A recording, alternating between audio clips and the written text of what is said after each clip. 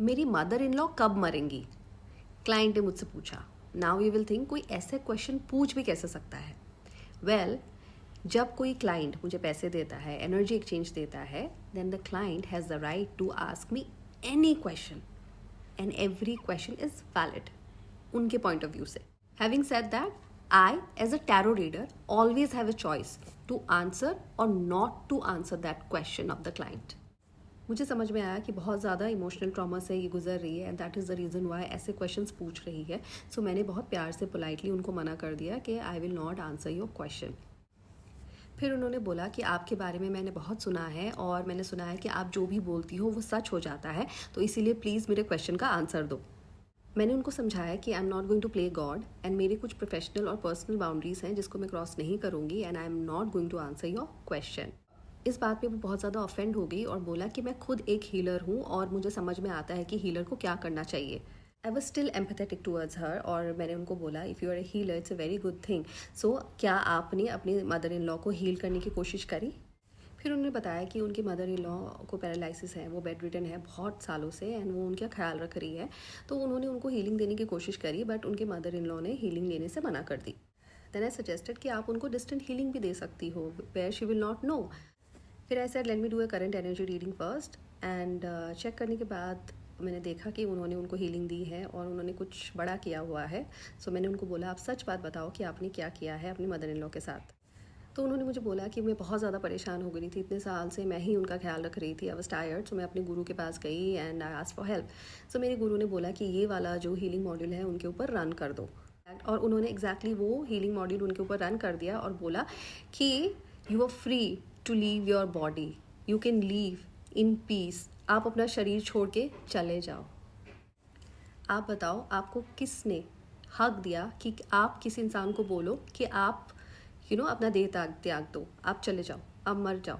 How could somebody do that? ये करने से पहले हमें एक बार सोचना चाहिए कि उस जगह पे अगर मैं बेड रिडन होती और मेरे बच्चे मेरे ऊपर ऐसा मॉड्यूल रन करे और बोले कि तुम चली जाओ, कैसा लगेगा? वो इंसान ऑलरेडी बेड रिडन है, ऑलरेडी सफ़र कर रहा है, ऑलमोस्ट डेड है और उसको मेंटली इमोशनली और मार।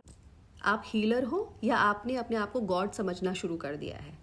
कोई इंसान कोमा में होता है ना, वेजिटेटिव स्टेट में भी होता है, तब भी हम कभी ऐसी हीलिंग मॉडलिटीज़ नहीं रन करते और बोलते कि तुम अपना शरीर छोड़ दो। What is wrong with this new age healers? I asked her कि आप हीलर क्यों बनी? तो उन्होंने बोला कि I wanted to help people. ये बहुत सारे लोग मुझे ये आंसर देते हैं। तो अगर आपको हेल्प ही करना है, there are various way you can help people. आप पैसे दे के हेल्प कर सकते हो, आप अपनी फिजिकल प्रेजेंस से किसी को हेल्प कर सकते हो and there are so many social causes you can go and join to help people. Healer बन के ही हेल्प कर पाओगे, ये किसने बताया आपको? आई am not blaming my client here, उनकी इसमें कोई गलती नहीं है क्योंकि जहाँ से उन्होंने सीखा उनको ये बेसिक्स ज्ञान जो होता है वो दिया ही नहीं। सीधा आजकल क्या होता है, एक दिन का जाओ कोर्स करो, कुछ सिंबल्स बनाना सीखो, बन गए तुम हीलर, वो है ना। लेकिन उसके पहले जो शैडो वर्क होता है वो कौन कराएगा? Nobody wants to talk about it and nobody wants to do that. That is the reason why everything has become so superficial. Healer बनना is not some fancy thing, it is a blessing and a curse that has been predestined for you. ऊपर से आपके कर्मों की वजह से वो आपको मिला है इस जन्म में कि इतने लोगों की आपके थ्रू हीलिंग होगी। It's a soul journey, it's a soul purpose. तो किसी भी हीलिंग कोर्स में कूदने से पहले अंडरस्टैंड योरसेल्फ, अपने आप को जानो, अपने सोल पर्पस को ढूंढने की कोशिश करो। देखो तो सही कि यही काम करने आए हो या कुछ और सोल पर्पस है, नहीं तो बार बार जन्म ही लेते रह जाओगे। हीलर बन के भी कोई फायदा नहीं होगा, कोई पुण्य नहीं कर रहे हो। और जो लोग कहीं से भी जाके हीलिंग लेते हैं ना, प्लीज़ अंडरस्टैंड किससे हीलिंग ले रहे हो। जो हीलिंग दे रहे हो वो खुद ही अनहील्ड है, उसके खुद के इतने ट्रॉमास है, उसके घर में इतने सारे प्रॉब्लम्स हैं, वो आपको क्या हील करेगा? ये जो जर्नी होती है ना, जो बोला जाता है the change, it start from with in. जो चेंज हम चाहते हैं वो घर से होता है। तो ये घर पे अपने लाइफ में चेंज नहीं कर पा रहे तो आपकी लाइफ क्या चेंज करेंगे? तो please be very, please be careful कहाँ जा रहे हो हीलिंग सीखने, हीलिंग करवाने, या किसको हीलिंग दे रहे हो। I hope sharing this story was helpful and it will bring some enlightenment to you. So every Friday ऐसे कुछ रियल लाइफ स्टोरीज मैं आपके लिए लेके आऊँगी सो दैट हम उन स्टोरीज से कुछ ना कुछ नया सीखें।